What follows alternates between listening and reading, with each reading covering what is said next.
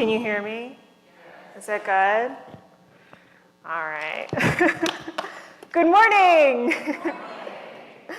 Many of you probably recognize me. As she said, my name's Elizabeth. I'm an artist, and I've been a member here for several years. When Kylie asked me to do a guest speech, I had so many ideas. Do I talk about how Leonardo da Vinci was most certainly queer and neurodivergent? Do I talk about my own journey with art and creativity? Tell you about my process? But ultimately, I decided to talk about you.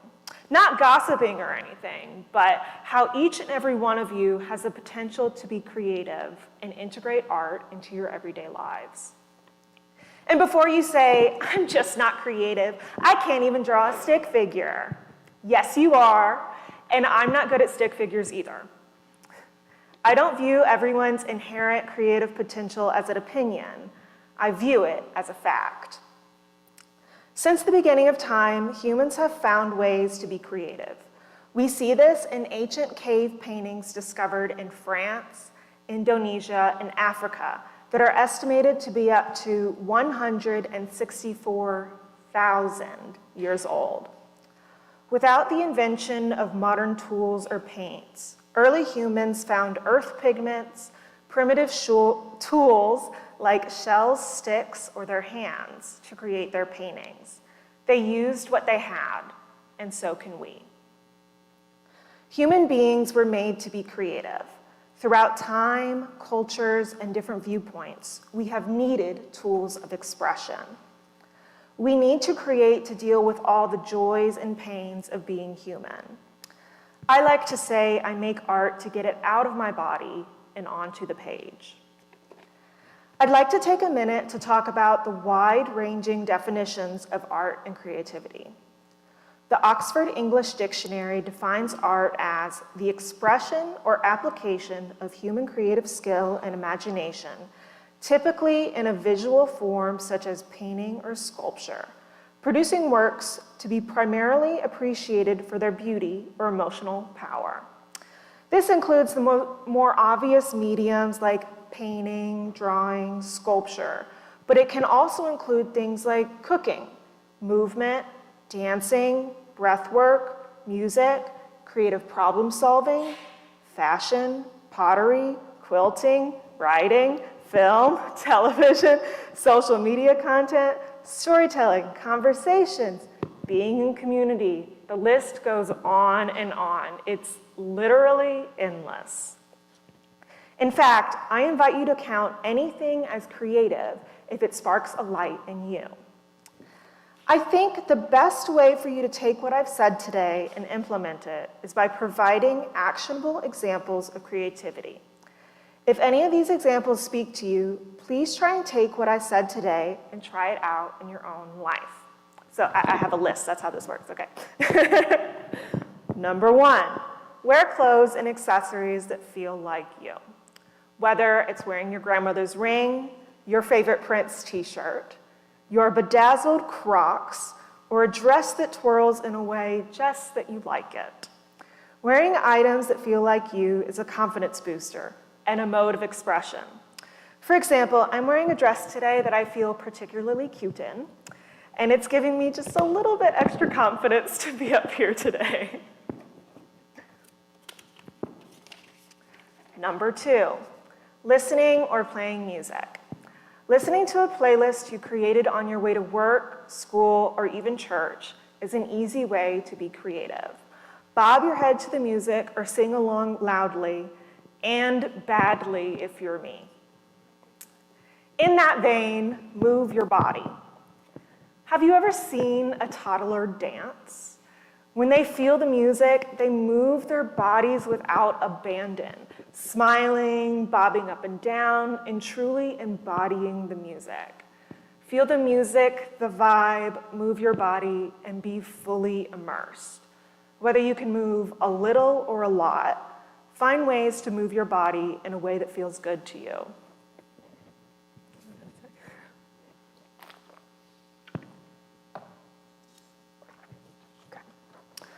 Yoga, number 4.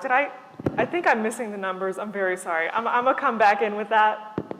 Number 4, yoga, meditation, mindfulness, and prayer. I've lumped these things together because they all involve slowing down. With all the technology, scrolling, and busy schedules, slowing down can feel like a foreign concept. Taking some time for yourself in this crazy world is an act of rebellion, and therefore, you guessed it, creative. Number 5, journaling. Whether you write about your day, keep a visual diary, write gratitudes or affirmations, writing is a great way to get it out of your head and onto the page. Number 6, being in community and having conversations. We need connection to survive and thrive, and being with those we love or meeting new people can be an act that fires up the brain and the heart. Talking with others can help us feel seen, heard, and inspired. Number 7, go outside. I cannot emphasize how important it is for us to touch grass and get some sun on our faces. Facing the sunshine for even a couple minutes can feel life-changing, and all of the flowers, trees, and plants always inspire me with their colors and how they change values with the height of the sun. Number 8, eating and drinking mindfully. It's easy to start our day with a cup of coffee and our phones. What if we started our day just enjoying the warm cup of coffee in our hands? Feel the way the steam heats up our face, and actually taste our coffee or our tea. Number 9, play. Play is essential for a full life, even for adults. But what does play look like when you're older? It's not necessarily Barbies and monster trucks, but it might be if you have young children. It's playing fetch with the dog or enticing the cats with a laser toy. It's playing music as you cook a meal, wearing your bedazzled Crocs to church, or wearing silly earrings. Number 10, creative problem solving. But my job isn't in the arts.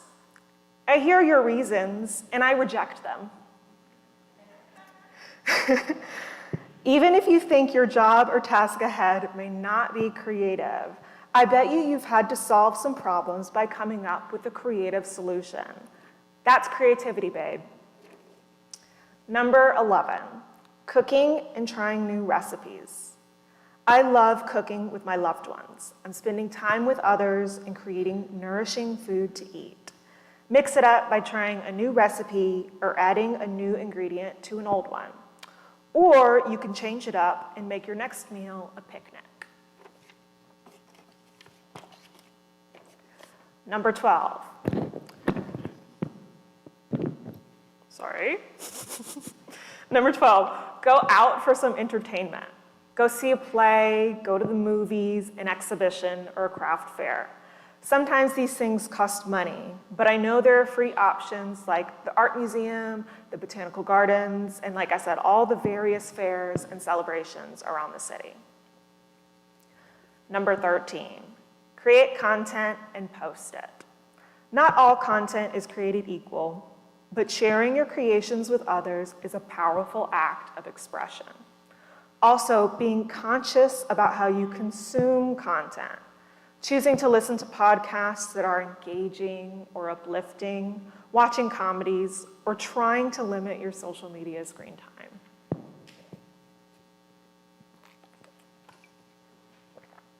Number 14, and this is the last one. And my personal favorite, creating visual art.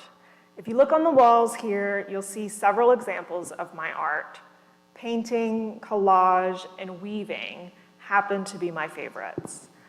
I tend to choose my art medium based on how I'm feeling. If I'm experiencing a flood of emotion and I feel like I might explode, I paint. If I need a container for how I'm feeling, I like to collage. If I need a meditative, repetitive art practice, I turn to weaving. There are so many options for expressing ourselves. Some of them are commonly labeled as art, And some of them you may not have thought of as creative until today. Remember, creativity is a practice, and there's no right or wrong way to do it. Living a creative life isn't just for artists, it's for everybody. Living a creative life is simply a part of human nature.